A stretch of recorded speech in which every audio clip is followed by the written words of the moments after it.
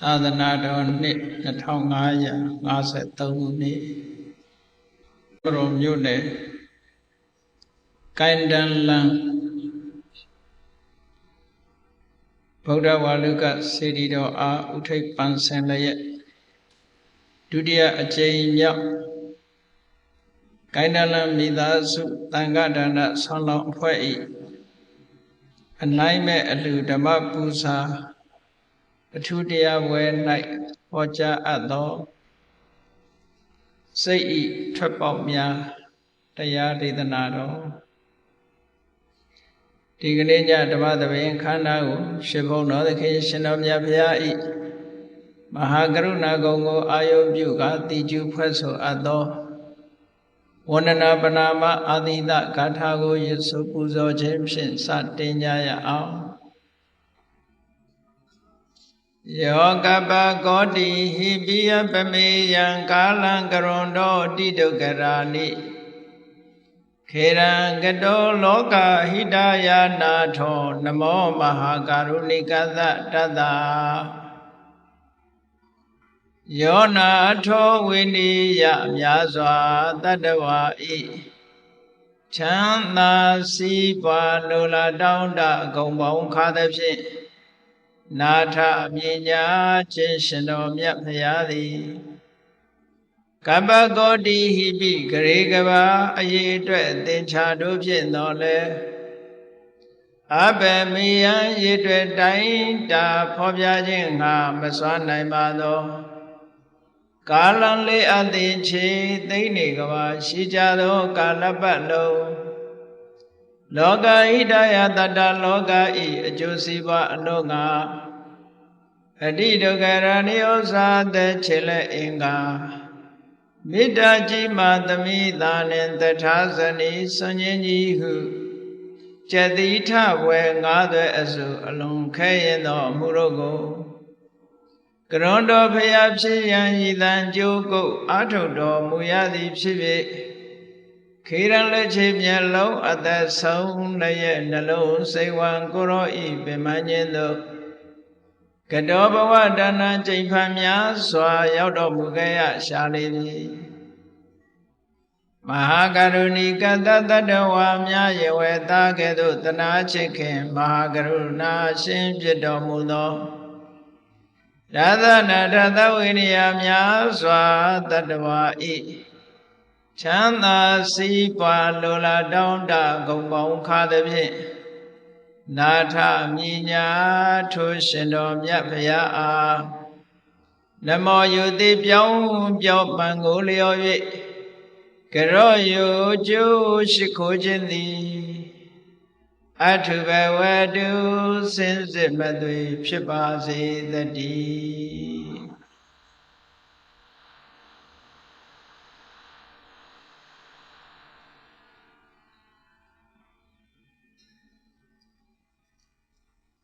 စိတ်ထွက်ပေါက်များထွက်ပေါက်ဆိုတာကိုပါဠိဘာသာနဲ့ဘုရားမြတ်စွာကနိတ္တရဏဆိုတဲ့စကားလုံးကိုအသုံးပြုနိတ္တရဏဆိုတာထွက်ပေါက်ပဲတစုံတစ်ခုအခိုက်အခဲအကြက်တဲတွေနဲ့ကြုံတွေ့နေတဲ့အခါလူတွေကထွက်ပေါက်ရှာလေးရှိကြတယ်ပေါ့လောင်ပိတ်မိနေပြီဆိုလို့ရှိရင်ဥပုပ်ဆိုးလာပြီးတော့ပေါက်ကွဲသွားတယ်လေတောင်မှပဲလောင်ပိတ်ထားမယ်ဆိုလို့ရှိရင်ပေါက်ကွဲသွားနိုင်လူတွေရဲ့စိတ်ဟာလည်းပဲထို့တူပဲထွက်ပေါက်မပေးပဲနဲ့စိတ်ရဖြစ်စည်းမှုတွေချုပ်တီးထားမယ်ဆိုလို့ရှိရင်ပေါက်ကွဲသွားနိုင်ဒါကြောင့်မို့လို့နှလုံးကွဲတာတို့ရပြောနေဆိုရင်အသေးကွဲတာတို့ဘာလို့ဖြစ်တာမှန်ကန်တဲ့ထွက်ပေါက်တစ်ခုရဖို့အမတန်မှအရေးကြီးတယ်ထွက်ပေါက်နဲ့ပတ်သက်ပြီးတော့မြတ်စွာဘုရားက စိတ်ရဲ့ထွက်ပေါက်များဆိုတာအမတန်မှမှတ်သားစရာကောင်းလက်တွေ့လဲကြဘုန်းကြီးတို့ရဲ့နေ့စဉ်ဘဝမှာစိတ်နဲ့ပတ်သက်ပြီးတော့အကြအတဲတစုံတရာတွေ့လာမယ်ဆိုလို့ရှိရင်ဟောဒီထွက်ပေါက်များကိုအသုံးချပြီးတော့ဖြစ်ပြောင်းလို့ရနိုင်တယ်နောက်ဆုံးမှာစိတ်ဟာလုံးဝလွတ်မြောက်သွားတဲ့အခြေအနေတစ်ခုရောက်ရှိသွားတယ်လုံးဝလွတ်မြောက်သွားတဲ့အခြေအနေရောက်တဲ့စိတ်ဓာတ်ကလေးဟာဘယ်ခါကာလမှပြန်လဲပြီးတော့ညှဉ်းနှွမ်းလာတဲ့ဆိုတာမရှိဘူးဘယ်ခါကာလမှပြန်လဲပြီးတော့လှုပ်ရှားလာတာဖိစီးလာတာမရှိတော့ဘူးစိတ်ရဲ့လှုပ်ရှားမှုများကို emotion လို့ခေါ်တယ်စိတ်ရဲ့ဖိစီးမှုတွေကို stress ဒီကနေ့ခေတ်မှာလူတွေဟာကြီးပွားတိုးတက်အောင်ကြိုးစားအားထုတ်ကြတယ်စီးပွားရေးဘက်ကတိုးတက်လာအောင်နိုင်ငံတကာအဆင့်မီအောင်ဟိုလူဒီလူရဲ့အဆင့်တွေမီအောင်လို့ဆိုပြီးတော့ကြိုးစားအားထုတ်လာကြတဲ့အခါလူဘဝလူလောကအသုံးဆောင်တွေဘက်ကလူတွေချမ်းသာလွယ်ကူမှုအတွက်အသုံးပြုเสียရတွေဘက်ကအမတန်မှတိုးတက်ကောင်းမွန်လာတယ်ပေါ့အမတန်မှတိုးတက်ကောင်းမွန်လာဟိုနိုင်ငံဒီနိုင်ငံခရီးသွားဖို့ဆိုလဲတက်တောင်တက်တာအချိန်တူနဲ့ရောက်သွားနိုင်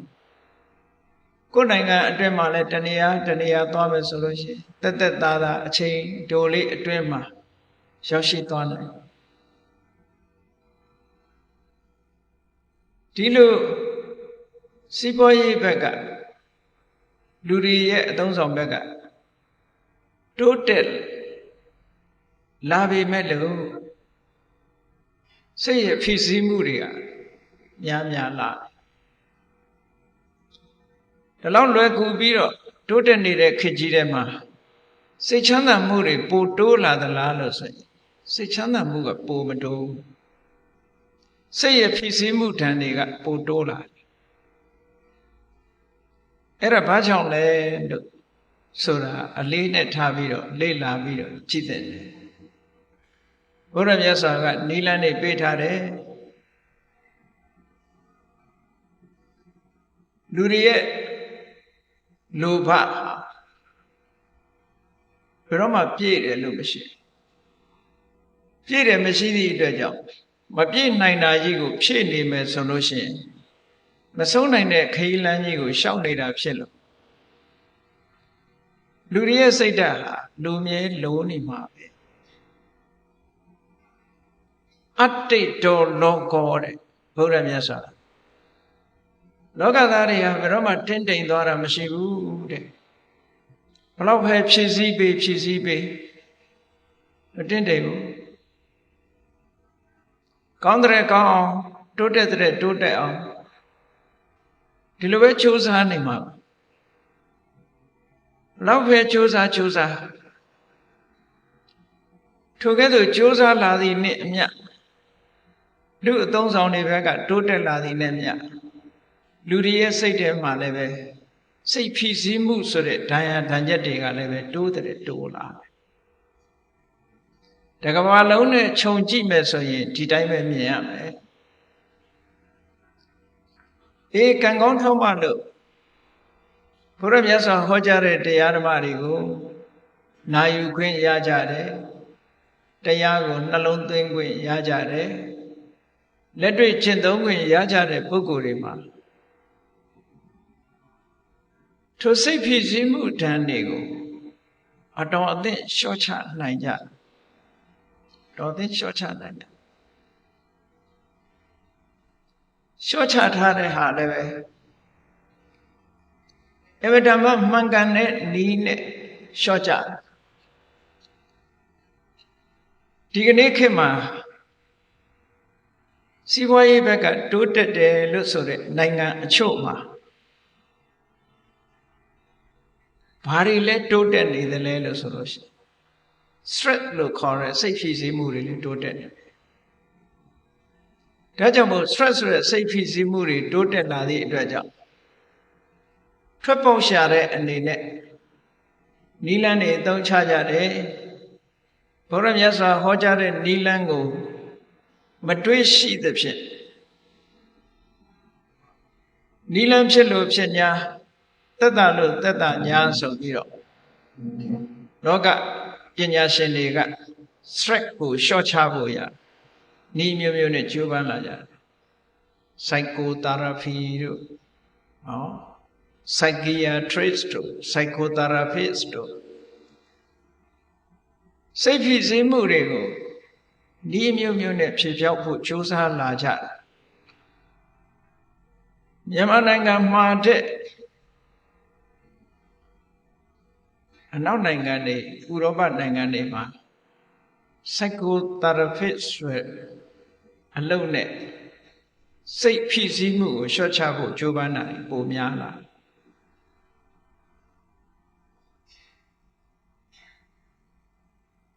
မြန်မာနိုင်ငံမှာကတော့ဘုရားမြတ်စွာဟောကြားတော်မူခဲ့တဲ့တရားတော်တွေကိုဖြန့်ဖြူးပြီးတော့နေကြလို့ထို့ကမ္မထာရိပ်တာတွေသွားပြီးတော့စိတ်ငြိမ်းချမ်းမှုကိုယူကြတယ်ဘုရားမြတ်စွာပေးထားတဲ့မှန်ကန်တဲ့အတွေးလေးတွေကစိတ်ဖြစ်စည်းမှုကိုကြော့ကျသွားစေကြည့်လေဗမာလူမျိုးတွေဟာစိတ်ဖြစ်စည်းမှုကိုဘယ်လိုလျှော့ချကြသလဲလူတိုင်းလောက်နီးစဉ်းစားကြတယ်သဗ္ဗိသင်္ခါရအနိစ္စသင်္ခါရတရားဆိုတာမြဲတာမှမဟုတ်ပဲလူဆန္ဒဆိုတာဘယ်ပြည့်နိုင်ပါမလဲဟောဒီအတွေးလေးတွေကဘုရားမြတ်စွာသင်ထားလို့မိမိတို့ရဲ့ရင်ထဲနှလုံးထဲမှာဘုပကန်းခေတ်ကစပြီးတော့မြန်မာနိုင်ငံကိုရောက်ရှိပြီးတော့ထွန်းကားခဲ့တယ်မြန်မာလူမျိုးတွေရဲ့သွေးသားထဲမှာစိတ်ဝင်လာတဲ့ဘုရားရဲ့အဆုံးအမတွေပဲ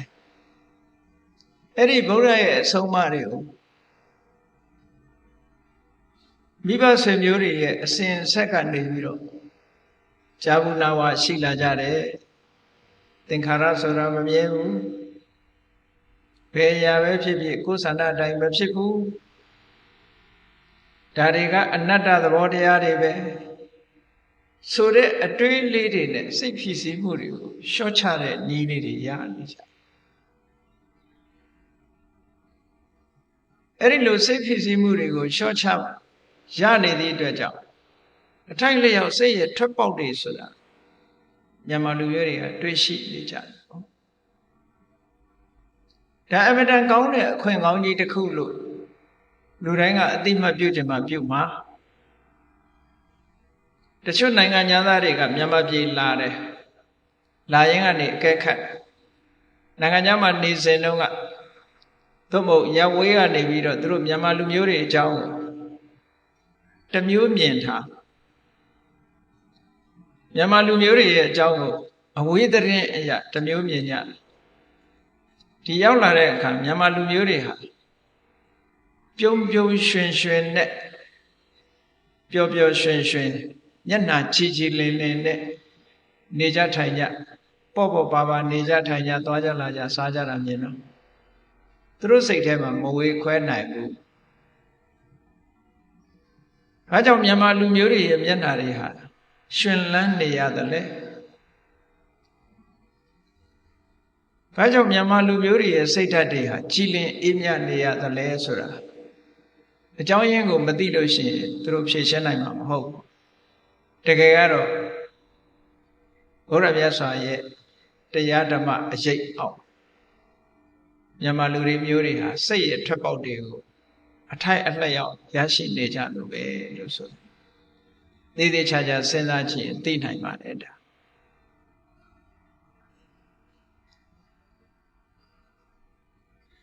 တချို့နိုင်ငံတွေမှာဆိုလို့ရှိရင်တက္ကသိုလ်ပညာရပ်တစ်ခုအနေနဲ့ပြုလုပ်ပြီးတော့တောင်းပါပဲ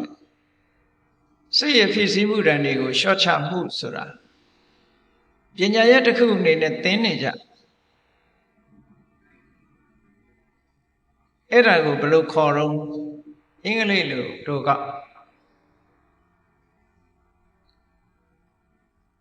MBSR လို့ခေါ်တက္ကသိုလ်မှာ psychology နဲ့ပတ်သက်ပြီးတော့သင်ကြားတဲ့အထက်မှာအခုက modern education မှာဒါပါတက္ကသိုလ်ပညာရပ်တစ်ခုအနေနဲ့ပို့ချလဲ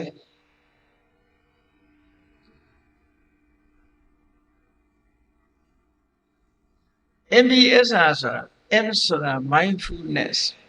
B ဆိုတာက based S ဆိုတာ stress R ဆိုတာ reduction mindfulness based stress reduction ဆိုတဲ့နည်းပညာတစ်ခုအခြေခံအဖြစ်ပြောမယ်ဆိုလို့ရှိရင်တတိတရားကိုအခြေခံပြီးတော့စိတ်ဖြစ်စည်းမှုကိုလျှော့ချခြင်းဆိုတဲ့အဓိပ္ပာယ်ဒါမြန်မာနိုင်ငံမှာတတိပဋ္ဌာန်ကျင့်စဉ်ပဲဘုရားမြတ်စွာဟောထားတော်မူခဲ့တဲ့တတိပဋ္ဌာန်ကျင့်စဉ် mindfulness based တတိတရားကိုအခြေခံပြီးတော့စိတ်ရဖြစ်စည်းမှုတွေကိုလျှော့ချထားတယ်ဒါကြောင့်မို့မြန်မာလူမျိုးတွေဟာ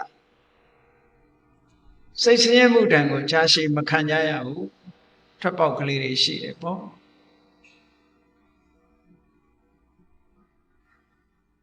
မှန်ကန်တဲ့ထွက်ပေါက်ကလေးတွေ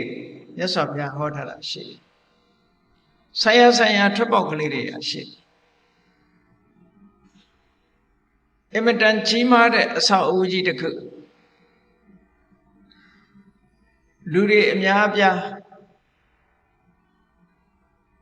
စုယုံရောက်ရှိနိုင်တဲ့အဆောက်အဦတစ်ခုစူပါမားကတ်ကြီးတို့လိုလေဆိပ်အဆောက်အဦကြီးတို့လိုဒီလိုကြီးမားတဲ့အဆောက်အဦကြီးတွေမှာ exit ဆိုတာလေးတွေရှိတယ်လင်မြန်တဲ့ခရီးသွားတဲ့ပုံကိုယ်တွေလည်းတွေ့ကြပါလိမ့်မယ်မတော်တဆအန္တရာယ်ကျုံလာလို့ရှိရင်ထွက်ပေါက်ဆိုတာ exit ဆိုတာလေးတွေပြတာစိတ်ဓာတ်ရေးရနဲ့ပတ်သက်လာလို့ရှိရင်လည်းပဲစိတ်ဆိုတာအာယုံရဲ့ဖြစ်စည်းမှုတွေပေါ်မှာဆင်ញင်သုံးသပ်မှုဖြေပြောင်းနိုင်မှုထွက်ပေါက်မရဘူးဆိုလို့ရှိရင်စိတ်ဖြစ်စည်းမှုတွေများလာတတ်တယ်အဲ့ဒီလိုများတဲ့အခါမှာမှန်ကန်တဲ့ထွက်ပေါက်ကလေးတွေရအောင်ရှိဖို့လိုအပ်တယ်အဲ့ဒါကြောင့်မလို့ဒီကနေ့စိတ်ရဲ့ထွက်ပေါက်များလို့ဆိုရယ်စိတ်ဆိုတဲ့နေရာမှာစိတ်ရဲ့ထွက်ပေါက်ဟာဘယ်မှာရှာရမှာလဲစိတ်မှာပဲပြန်ရှာအစာအုပ်ကြီးတစ်ခုရောက်နေတဲ့ပုဂ္ဂိုလ်ထိုအစာအုပ်တွေကထွက်ချင်လို့ရှိရင် exit ဆိုတာကိုရှာရအဲ့ဒီထွက်ပေါက်ကနေထွက်ရအဲ့ဒါလိုပဲစိတ်ဖြစ်စည်းမှုကြောင့်စိတ်ထဲမှာအကျဉ်းချက်တွေဖြစ်ပေါ်နေတယ်ဖြစ်ပေါ်နေလို့ရှိရင်ဘယ်လိုလုပ်ပြီးဒီအကြက်အတဲကထွက်မလဲလို့ဆိုတာစိတ်ထဲမှာပဲပြန်ရှာပေါ့ဒါကြောင့်မလို့စိတ်ရထွက်ပေါက်များဆိုတာဘုန်းကြီးတို့တွေလေ့ကျင့်ထားကြရမှာဖြစ်တယ်ပေါ့အဲ့ဒီလေ့ကျင့်ထားဖို့စိတ်ရထွက်ပေါက်တွေနဲ့ပတ်သက်ပြီးမြတ်စွာဘုရားကနိတ္တာရဏိယဆိုတဲ့သုတ်မှာ6မျိုးဟောထားတာရှိတယ်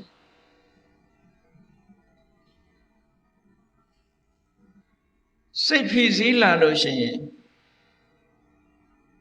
ထွက်ပေါက်ရဖို့မှန်ကန်တဲ့နည်းနဲ့ထွက်ပေါက်ရဖို့မြတ်စွာဘုရားကလမ်းညွှန်ပေးထားအဲ့ဒီလမ်းညွှန်ရဲ့အတိုင်းလိုက်နာကျင့်ကြံကြိုးကိုအားထုတ်မယ်ဆိုလို့ရှိရင်မြည်သူမှစိတ်ထဲမှာပောက်ကွဲမှုတန်တွေကိုခံရမှာမဟုတ်ပါဘူးဖြစ်လာလို့ရှိရင်လည်းထွက်ပေါက်ရသွားမှာပါမြတ်စွာဘုရားရဲ့တရားဓမ္မတွေကိုမနာရလို့ဒီနီးစနစ်တွေကိုမသိတဲ့ပုဂ္ဂိုလ်တွေဘုရားတရားတော်တွေကိုမျက်ကွယ်ပြုနေလို့ဒီနီးစနစ်ကိုမသိတဲ့ပုဂ္ဂိုလ်တွေဟာစိတ်ရထွက်ပေါက်ဆိုပြီးတော့မိမိတို့တွေးမိရာကြံစီမိရာထွက်ပေါက်မျိုးမျိုးကို ပြုလုပ်ကြတယ်ဆိုပါစို့လောကလူတွေမှာလူငယ်လူရဲ့အတိုင်းရဲ့မိုက်ဝိုင်းနေတယ်ယံခါစိတ်ညစ်เสียဆိုတာတွေ့လာယံခါစိတ်ညစ်เสียတွေ့လာတယ်ယံခါပျော်เสียတွေတွေ့လာတယ်ယံခါစိတ်ထဲမှာအလိုမကျတာတွေတွေ့လာတယ်ယံခါကြတော့မထိမ့်သိမ့်နိုင်တော့အောင်ဒေါသပေါက်ကွဲလာတာမျိုးတွေတွေ့တတ်တယ်အဲ့ဒီလိုစိတ်အကျဉ်းအကျပ် emotion တွေများလာလို့ရှိရင်ထပ်ပေါက်ရှာမရတော့ဘာလို့ကြဒီကနေ့ခေတ်အချို့ပုဂ္ဂိုလ်တွေကစိတ်ကိုဖြစ်စည်းမှုတွေကိုထွက်ပေါက်ရှာတဲ့အနေနဲ့မူရစေဝါတွေအသုံးပြုကြတယ်အရက်သေးစာတွေတောက်စားကြတယ်အဲ့ဒီနည်းနဲ့ထွက်ပေါက်ရှာလိုက်ကြတယ်ဆိုလိုတာကပြဿနာစိတ်ထဲမှာဖြစ်လာရင်ထိုပြဿနာကိုမေ့ပစ်ဖို့ကြိုးစားမေ့ပစ်ဖို့ကြိုးစားတဲ့နေရာမှာအာယုတစ်ခုနဲ့လွှဲဖယ်ပြီးတော့အစားထိုးပြီးတော့တကယ်ဖြစ်စည်းနေတာကိုဖယ်ရှားပစ်ဖို့မကြိုးစားပဲနဲ့စိတ်ကိုခိတ္တခဏမေ့သွားအောင်တခြားနည်းလမ်းတွေနဲ့ထွက်ပေါက်ရှာကြအဲ့ဒီထွက်ပေါက်ဟာတကယ်အစစ်အမှန်ထွက်ပေါက်မဟုတ်သည့်အတွက်ကြောင့်ဒီထဲမှာပဲပြန်ဝဲလဲလာတကယ်ငြိမ်းချမ်းတဲ့အပြင်ကိုမရောက်မသွားပဲနဲ့အတွင်းထဲမှာတဝဲလဲလဲနဲ့ထွက်ပေါက်ရှာရင်နဲ့ဒုက္ခရောက်သွားကြအကျဉ်းချက်တွေပိုများလာပြဿနာတစ်ခုကနေနှစ်ခုဖြစ်လာတယ်နှစ်ခုကနေသုံးခုဖြစ်လာတယ်ဒီကနေ့ထွက်ပေါက်ကိုမှန်ကန်ထွက်ပေါက်ကိုမရှာနိုင်ဘူးဆိုလို့ရှိရင်ဒီလိုပဲပြဿနာတက်တာ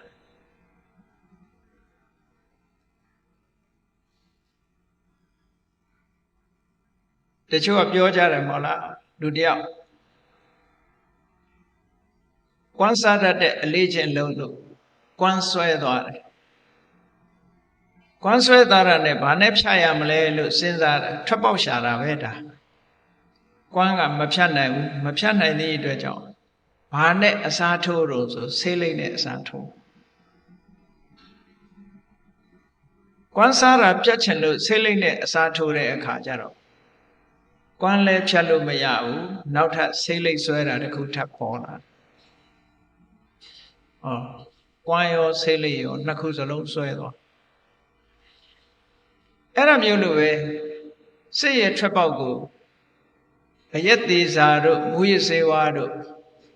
ဒါတွေနဲ့အစားထိုးပြီးတော့ထွက်ပေါက်ရှာမယ်ဆိုလို့ရှိရင်ပြဿနာတွေကပိုပြီးတော့ပဲတက်လာမယ်တဲ့ဒါကြောင့်မို့လို့အဲ့ဒီဖြေနီးကားတွေဟာမှန်ကန်တဲ့ဖြေနီးကားမဟုတ်ဘူးအဲ့ဒီထွက်ပေါက်ဟာမှန်ကန်တဲ့ထွက်ပေါက်မဟုတ်ဘူးရသော်ဘုရားဟောထားတဲ့ထွက်ပေါက်အလွန်သိမ်မွေ့ပြီးတော့အလွန်ထိရောက်တဲ့ထွက်ပေါက်ပဲအေးကောင်းပြီဘုန်းကြီးတို့တွေမှာယံခါစိတ်ထဲမှာအလိုမကျမှုဆိုတာဖြစ်တယ်ထို့အလိုမကျမှုကကြီးထွားလာလို့ရှင်ပေါက်ကွဲလာတယ်ဒေါသပေါ့ဒေါသဖြစ်လာတယ်ဗျာပါဒလို့ခေါ်တဲ့စိတ်ဟာငြိမ်းချမ်းတဲ့စိတ်ကလေးပျက်စီးလာဒေါသဖြစ်လာပြီဆိုလို့ရှိရင်လူရဲ့မျက်နှာကလည်းကြည်လင်ခြင်းမရှိတော့ဘူးပြုံးချိုခြင်းမရှိတော့ဘူး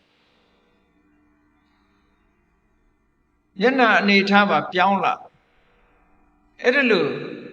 စိတ်ရဲ့အလိုမကျတဲ့ဗျာပါဒတို့ဒေါသတို့ဖြစ်လာလို့ရှိရင်ထိုဒေါသကိုထွက်ပေါက်ရှာတာတချို့ကဘာတော့ကိုမကျေနပ်တဲ့ဟာတခြားနဲ့အစားထိုးသို့မဟုတ်မကျေနပ်တဲ့လူကိုတခုခုနဲ့အနိုင်ယူလိုက်တယ်အဲ့ဒီအနိုင်ယူလိုက်တာထွက်ပေါက်မဟုတ်သို့သောလူတွေကအဲ့ဒါထွက်ပေါက်ထင်ပြီးတော့အဲ့ဒီကနေထွက်ကြတယ် ပြဿနာထပ်တက်လာပေါ့မြတ်စွာဘုရားကအေးစိတ်ထဲမှာအလိုမကျတဲ့ဗျာပါဒရဲ့ထွက်ပေါက်အစစ်ကဘာလဲဆိုရင်မေတ္တာပါမေတ္တာပွားရမယ်မေတ္တာပွားခြင်းဖြင့်ဗျာပါဒရဲ့ထွက်ပေါက်ကိုရရှိနိုင်တယ်ဒါမှန်ကန်တဲ့နည်းစနစ်ပဲလောကကြီးမှာမြတ်စွာဘုရားကဟောထားတယ်ယံကိုယံလင်းမတုံနှင်းနဲ့ယံကိုယံနဲ့တုံလို့ရှိရင်ဘယ်တော့မှမငြိမ့်ဘူးတဲ့ဥပမာပေးထားတယ်မစင်ညစ်ကြေးတွေပေးနေတဲ့နေရာကို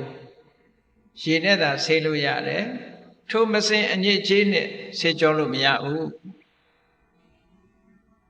ပုတ်ပြီးတော့သာညစ်သေးသွားမယ်ရေစင်ရေသန့်နဲ့ဆေးကြောမှသာလည်းပျောက်နိုင်ထို့တူပဲဗျာပါဒလောက်ဆိုတဲ့အလိုမကျတဲ့စိတ်ထဲမှာတင်းကျပ်လာတဲ့စိတ်ထဲမှာဖြစ်ပေါ်လာတဲ့ဒေါသဆိုတဲ့ emotion တစ်ခုဖြစ်ပြောက်ခြင်းတော့မေတ္တာဆိုတဲ့ထွက်ပေါက်ကသွားရမယ်တဲ့ဒါမေတ္တာစိတ်အလိုမကျနေတဲ့စိတ်ရဲ့မှန်ကန်တဲ့ထွက်ပေါက်တစ်ခုပါတဲ့ဒါကိုမြတ်စွာဘုရားကဟောတယ်ဘုရားမြတ်စွာဟောကြားတဲ့စကားလုံးတိုင်းပြောရလို့ရှိရင်နိတ္တရဏံဣတံဗျာပါဒတယတိထံမေတ္တာစေတောဝိမု ക്തി စိတ်ရဲ့လွတ်မြောက်မှုလို့ဆိုတဲ့မေတ္တာဟာဗျာပါဒလို့ဆိုတဲ့စိတ်အလိုမကျမှုရဲ့ထွက်ပေါက်ဖြစ်ပါတယ်ဘုန်းကြီးတို့တွေဒေါသဆိုတဲ့စိတ်ထဲမှာအလိုမကျမှုဒုတိယကိုမုန်းတိမှုဆိုတာတွေအဲ့ဒီမုန်းတိမှုအလိုမကျမှုဆိုတာကိုယ်တဏ္ဍာမှာဖြစ်နေလို့ရှင်စိတ်နှလုံးဟာပူလောင်နေတာအဲ့ဒီပူလောင်မှုတွေကိုမလိုချင်ဘူးထာဝရအေးချမ်းနေတာကိုလိုချင်တယ်ဆိုလို့ရှိရင်မေတ္တာနဲ့အစားထိုးလိုက်ပါမေတ္တာဟာတကယ်ထွက်ပေါက်ပါမေတ္တာနဲ့အစားထိုးလိုက်လို့ရှိရင်ဗျာပါဒကလုံးဝနှလုံးသားထဲကနေယက်တည်နိုင်စွာမရှိတော့ဘူးတဲ့ဒါကြောင့်မို့ဒီနည်းစနစ်ဟာအမတန်မှလွန်ခဲ့တဲ့နှစ်ပေါင်း2500ကမြတ်စွာဘုရားကဟောထားကြတယ်လက်တွေ့ကျင့်သုံးရမယ့်နည်းစနစ်တစ်ခုဖြစ်ပါတယ်မေတ္တာဆိုတဲ့နေရာမှာမေတ္တာရဲ့စွမ်းရည်တတ္တိတွေကအစဉ်စဉ်ရှိတယ်ဆိုတာကိုတတိထားဖို့တော့လိုတယ်ပေါ့အရာထဲမှာပြောနေတဲ့တာမန်မေတ္တာ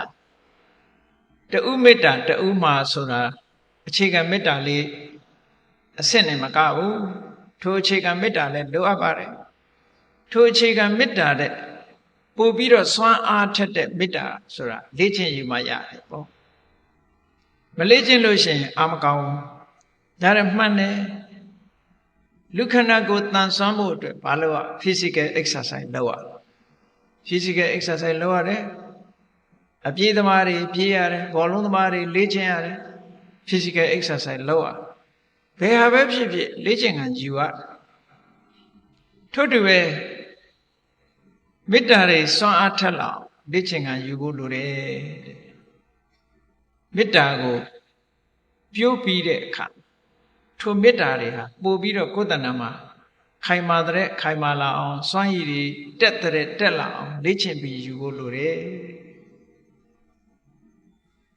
ဒီနေရာမှာမေတ္တာနဲ့ပတ်သက်ပြီးတော့လေ့ကျင့်နည်းအကျဉ်းလေးကိုပြောရမယ်ဆိုလို့ရှိရင်ပထမလေ့လာရမှာကမေတ္တာဆိုတဲ့သဘောတရားကိုလေ့လာခြင်းပြီဆိုလို့ရှိရင်ကိုယ်တဏ္ဍာမှာမေတ္တာဆိုတာကိုတွေ့အောင်ရှာဖို့လိုတယ်အရက်ထဲမှာတော့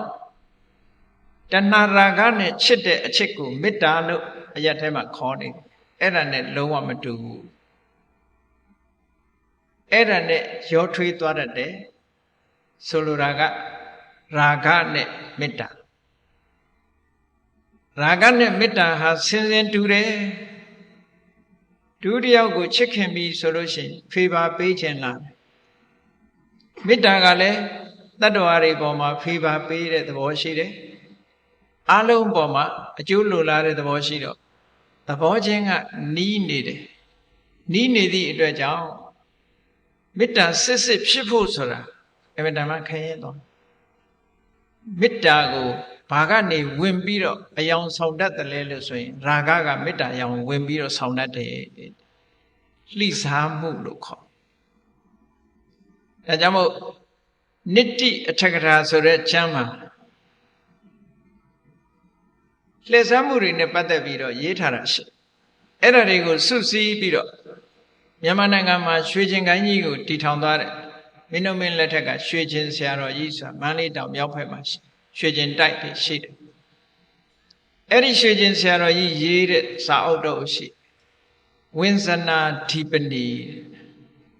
လှည့်စားမှုတွေကိုထင်ရှားပြတဲ့ကျမ်းအဲ့ဒီဝိဇနာဓိပနိဆိုတာလှည့်စားမှုတွေကိုတရုပ်ဖော်ထားတာအစဆုံးဘာနဲ့တရုပ်ဖော်ထားတော့ဆိုရင်ကြည့်ရာဂောမေတ္တာယဝိဇေတိအဲ့ဒီစကားလုံးလေးပါရာဂောမေတ္တာယဝိဇေတိတဏှာရာဂသည်မေတ္တာရောင်ဆောင်ပြီးတော့လှည့်စားသွားတတ်တယ်အဲ့ဒါကြောင့်မို့လို့တဏှာနဲ့မေတ္တာကွဲအောင်အရင်ကြည့်ဖို့လိုတယ်မေတ္တာဆိုတာသူ့အကျိုးကိုလိုလားတဲ့စိတ်ဓာတ်တဏှာဆိုတာကိုယ့်အကျိုးကိုဦးစားပေးတာမေတ္တာဆိုတာစွန့်လွတ်နိုင်တယ်တွေ့တာမနေဘူးတဏှာကမစွန့်လွတ်နိုင်ဘူးအမှန်တမ်းကွဲပြားခြားနားမှုတွေရှိတယ်တဏှာချင်းနဲ့မေတ္တာချင်းတဏှာချက်ကပူလောင်တယ်မေတ္တာချက်ကအေးမြမေတ္တာဆိုတာအတွေ့အတာကင်းတယ်ကောင်းကျိုးချမ်းသာကိုလိုလားတဲ့စိတ်သဘောပဲမေတ္တာဆိုတာသူ့အတွက်တဏှာဆိုတာကိုယ့်အတွက်စဉ်းစားကြည့်လေလူတွေကဘသူကိုခင်ပါတယ်ချစ်ပါတယ်နဲ့ပြောနေကြတကယ်ချစ်တာဟုတ်ကလားလို့ဆိုတကယ်ဆန်းစစ်ကြည့်လိုက်တဲ့အခါကျတော့သူ့ကိုချစ်တာမဟုတ်သူမြင်နေရလို့ရှိရင်ကိုယ်စိတ်ချမ်းသာအဲ့စိတ်ချမ်းသာမှုလေးကိုချစ်တာဒါကိုလူတွေမျက်စိလဲသွားတယ်ကြည့်လေစဉ်းစားကြည့်အမေကသားသမီးကိုချစ်တယ်အဖေကသားသမီးကိုချစ်တယ်ဒီလိုပြောကြကဲအမေချစ်တဲ့သားသမီးအဖေချစ်တဲ့သားသမီးကအမေစကားနားမထောင်ဘူးအဖေစကားနားမထောင်ဘူးဆိုလို့ရှိရင်နောက်ဆုံးကြတော့အမေအဖေကချစ်နိုင်ပါအောင်မလားအမေအဖေကိုအမေအဖေကဒီသားလေးဒီသမီးလေးကိုကြည့်ပြီးတော့သူ့ရဲ့စိတ်ကျေနပ်မှုကလေးရနေတာအဲ့ဒါကိုချစ်တာသူ့ရဲ့စိတ်ကျေနပ်မှုလေးကိုဖြက်လို့ဖြက်စီးလှုပ်လာပြီဆိုရင်သွားတော့သတင်းစာတွေကထည့်ပြီးတော့သားသမီးတွေအမွေပြတ်ကြော်ညာတာတွေမရှိဘူးလားရှိတယ်ဘာဖြစ်လို့အမွေပြတ်ကြော်ညာရတာလဲလို့ဆိုရင်သူ့ရဲ့ပီတိသောမနတဆိုတဲ့ခံစားချက်လေးကိုဖြည့်ဆည်းပြလို့တဲ့အဓိပ္ပာယ်ကဒါပဲဒီသားဒီသမီးကိုအာယုံပြုတ်ပြီးတော့ပီတိသောမနတလေး तू မရတော့မရသည့်အတွက်ကြောင့်မင်းမနေနဲ့တော့ပဲဒါပဲအဲ့တော့တဏှာချက်နဲ့မေတ္တာချက်ကအလွန်ကွာမေတ္တာချက်ဆိုတာဒါမျိုးမဟုတ်ဘူးကျိုးစီးပွားကိုလိုလားတယ်ကောင်းစားစေခြင်းနဲ့ကြီးပွားစေခြင်းနဲ့သို့တော့တွေ့တာမနေဘူးကိုယ့်အတွက်မစင်စားဘူးသူ့အတွက်တစ်ဖက်သက်စဉ်းစားတယ်ဟောမေတ္တာဒီရရှင်းအောင်ပြောရမယ်ဆိုလို့ရှိရင်မေတ္တာဆိုတာမိတ်ဆွေရဲ့စိတ်ဓာတ်ကိုခေါ်ရမှာဒီစကလုံးလေးဖြစ်လာတာကိုအကြည့်မိတ္တတဧတာမေတ္တာမိတ္တတမိတ်ဆွေတငယ်ချင်းရဲ့ဧတာဥစ္စာဖြစ်တဲ့စိတ်သဘောထားပဲမေတ္တာမိတ်ဆွေတငယ်ချင်းရဲ့စိတ်သဘောထားစိတ်နေစိတ်ထားအဲ့ဒါဟာမေတ္တာစဉ်းစားကြည့်လို့ရှိရင်လူတိုင်းမှာမိတ်ဆွေသင်္ကားတွေရှိကြတယ်အပေါင်းအသင်းတငယ်ချင်းတွေရှိကြတယ် တငယ်ချင်းနဲ့စကားပြောရင်ပျော်တယ်တငယ်ချင်းနဲ့တွေ့ရရင်ပျော်တယ်တငယ်ချင်းနဲ့နေခြင်းနဲ့တငယ်ချင်းရဲ့အကျိုးစီးပွားကိုလိုလားတယ်ဟောအဲ့ဒီစိတ်ဓာတ်မျိုးလေးတွေဟာမေတ္တာလို့ခေါ်တာပဲအဲ့ဒီမေတ္တာသည်ခုနကတဏှာရာဂဆိုတဲ့အချက်နဲ့မတူဘူးတဲ့ကောင်းပြီမေတ္တာဆိုတဲ့သဘောတရားဟာအာရောဒအမုန်းကင်းစင်တဲ့သဘောတရားကောင်းကျိုးချမ်းသာကိုလိုလားတဲ့ကြီးပွားစေခြင်းတဲ့သဘောတရားလေးပဲအဲ့ဒီသဘောတရားလေးဟာမိမိရဲ့တဏ္ဍာမှာပင်ကိုယ်ကရှိနေပေမဲ့လို့လေ့ကျင့်ပေးမှအစွမ်းထက်မယ်မလေ့ကျင့်ရင်အစွမ်းမထက်ဘူးအဲ့တော့မေတ္တာဆိုတဲ့သဘောတရားကိုဘာနဲ့လေ့ကျင့်ရအာယုန်နဲ့ပဲလေ့ကျင့်စိတ်တစ်ခုကိုထက်မြက်လာအောင်လေ့ကျင့်ရင်အာယုန်နဲ့လေ့ကျင့်ဓာတ်ထက်အောင်ဘာနဲ့လုပ်ရကြောက်နဲ့သွေးရတယ်ကြောက်ပေါ်တင်ပြီးတော့သွေးမှဓာတ်ထက်တယ်ထို့တူပဲ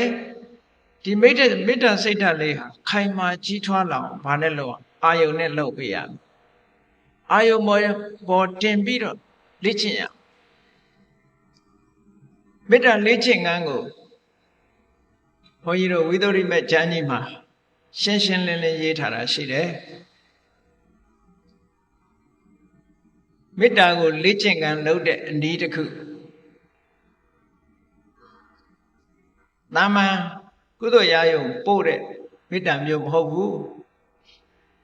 သာမန်ကုသိုလ်ရာယုံပို့တဲ့မေတ္တာကတော့သဗ္ဗေတ္တအဝေရာဟွန်တုနဲ့ဆိုတာပေါ့ဘုရားရှိခိုးရင်လည်းမေတ္တာပို့တာပဲလေတတ္တဝါတွေချမ်းသာကြပါစေအဲ့ဒီဟာမျိုးကိုပြောတာမဟုတ်ဘူးမေတ္တာလေ့ကျင့်ခန်းဝင်ပြီဆိုတာ meditation အလုပ်ကိုလုပ်အောင်မှာပြောတာ meditation ပုံစံနဲ့မေတ္တာကိုအာယုန်နဲ့လေ့ကျင့်အာယုန်ဆိုတာဘာလဲတတ္တဝါမိတ်ဆွေတငယ်ချင်းသက်ရှိတတ္တဝါနဲ့လေ့ကျင့်ရမယ်သေသွားတဲ့လူနဲ့မလေ့ကျင့်လို့မရဘူးဒီဘဝမှာလက်ရှိနေတဲ့ပုဂ္ဂိုလ်နဲ့လေ့ကျင့်ရမယ်ကောင်းပြီလေ့ကျင့်မယ်ဆိုလို့ရှိရင်ပုဂ္ဂိုလ်ရွေးချယ်ရလိမ့်မယ်နံပါတ်1အသက်ရှင်ဆဲပုဂ္ဂိုလ်သေတဲ့ပုဂ္ဂိုလ်နှစ်ဦးရှိတဲ့ထဲမှာသေတဲ့ပုဂ္ဂိုလ်မရွေးနဲ့ဘယ်တော့မှမအောင်ဘူးသေသွားပြီးတဲ့ပုဂ္ဂိုလ်ပေါ်မှာမေတ္တာမပို့နဲ့မေတ္တာလေ့ကျင့်ပြီးတော့တို့ယူခြင်းတယ်ဆိုလို့ရှိရင်သေတဲ့ပုဂ္ဂိုလ်ဖယ်ထားလိုက်လက်ရှိအသက်ထင်ရှားရှိတဲ့ပုဂ္ဂိုလ်ကိုရွေးပါအဲ့ဒါလို့ရွေးတဲ့အခါမှာလည်းပဲလူကို3မျိုးလောက်ခွဲလိုက်3မျိုးလောက်ခွဲလိုက်တူကကိုယ်နဲ့အမတန်ခင်မင်ရင်းနှီးတဲ့ပုဂ္ဂိုလ်ဟောတာကတူဟိုတူကခင်လည်းမခင်မုန်းလည်းမမုန်းတဲ့တာမန်ပုဂ္ဂိုလ်နောက်တူကမုန်းတဲ့ကိုရန်သူဟော3မျိုးခွဲလိုက်ပုဂ္ဂိုလ်3စားရှိလူတိုင်းဟာဒီလို3စားရှိနေမှာပဲအများအားဖြင့်ဒါရေပုံရအားဖြင့်ပြောတဲ့စကားပေါ့အဲ့ဒီထဲမှာဘယ်ပုဂ္ဂိုလ်ကိုရွေးရမလဲမေတ္တာစပြီးတော့ပြိုးတော့မယ်ဆိုလို့ရှိရင်ကိုယ်နဲ့ခင်လည်းမခင်မုန်းလည်းမမုန်းတဲ့ပုဂ္ဂိုလ်ကိုသွားရွေးမယ်ဆိုရင်မေတ္တာပြိုးဖို့ခက်လိမ့်မယ်ဘာဖြစ်လို့တော့ဆိုသူ့ပေါ်မှာခင်မခင်တာဘူးအဲ့တော့သူ့ကိုရွေးလို့မဖြစ်ဘူးပထမအနေနဲ့ရန်သူကိုရွေးမလားဆိုဟာရန်သူသွားရွေးရင်တော့ဒေါသဖြစ်မှာပဲမေတ္တာပြိုးလို့မရဘူးဒါကြောင့်မို့ရန်သူကိုလည်းမရွေးနဲ့အဲ့တော့ပိယပုဂ္ဂလဆိုတာကိုခင်မင်ချစ်ခင်တဲ့ပုဂ္ဂိုလ်ရွေးလိုက်ပါဒါမေတ္တာပို့တော်မယ်ဆိုအဲ့ဒါကအဲ့ဒီပုဂ္ဂိုလ်ရွေးဒီရွေးတဲ့နေရာမှာလည်းပဲနောက်တစ်ခုတတိထားเสียလိန်တူကိုပဲရွေးရမယ်တဲ့လိန်ခွဲကိုသွားမရွေးရဘူးဆိုလိုတာကမေတ္တာပို့မဲ့ပုဂ္ဂိုလ်ဒီအမျိုးသားဆိုရင်အမျိုးသားတန်ငယ်ချင်းတွေကရွေးအမျိုးသမီးဆိုရင်အမျိုးသမီးတွေရွေးအမျိုးသားကအမျိုးသမီးကို သွားရွေးမယ်အမျိုးသမီးကအမျိုးသားကိုသွားရွေးမယ်အမျိုးသားကအမျိုးသမီးကိုရွေးမယ်လိမ့်မတူတာကိုသွားရွေးလို့ရှိရင်မေတ္တာဖြစ်မဲ့အစားတဏှာရာဂတွေဖြစ်တာတတ်တယ်အန္တရာယ်ရှိတယ်ဒါကြောင့်အဲ့ဒါလို့မရွေးရဘူးအမျိုးသားဆိုရင်အမျိုးသားချစ်ခင်တဲ့ပုဂ္ဂိုလ်ရွေးအမျိုးသမီးဆိုရင်အမျိုးသမီးတွေကချစ်ခင်တဲ့ပုဂ္ဂိုလ်ရွေးတယ်အဲ့ဒါလို့ရွေးပြီးတော့စိတ်ဓာတ်ကိုလေ့ကျင့်ပေးရမေတ္တာစိတ်လေ့ကျင့်ပေးရအဲ့ဒီလေ့ကျင့်တော့မယ်ဆိုလို့ရှိရင်အစပထမဘာလုပ်ဖို့လိုလဲနှိုင်းရှင်မှုဟာအမှန်တမ်းအရေးကြီးတယ်မြန်မာလူပြောရင်ဗမာလူမျိုးတွေပြောတဲ့စကားကိုချင်းစာတရားဆိုတာမရှိဘူးလားရှိတယ်ကိုချင်းစာတရားထားတတ်ဖို့အတွက်ကိုအရင်ဆုံးကိုစဉ်းစားလိုက်ပါမေတ္တာပို့လိုက်ပါကိုမေတ္တာပို့တာကတော့ဒါကဘာဝနာအတွက်မဟုတ်ဘူးလေ့ကျင့်တာမဟုတ်ဘူးလွယ်အောင်လို့ပြင်ဆင်လိုက်တဲ့သဘောပဲဆိုပါစို့မေတ္တာပို့တဲ့အခါမှာချမ်းသာပါစေလို့ပြောချင်တာလားသို့မဟုတ်ကျမ်းမာပါစေလို့ပြောချင်တာသို့မဟုတ်အဆင်ပြေပါစေလို့ပြောချင်တာလားတစ်ခုခုပဲကိုကြိုက်တဲ့ဟာနဲ့ပြောလို့ရတယ်ကျမ်းမာပါစေလို့ပြောချမ်းသာပါစေလို့ပြော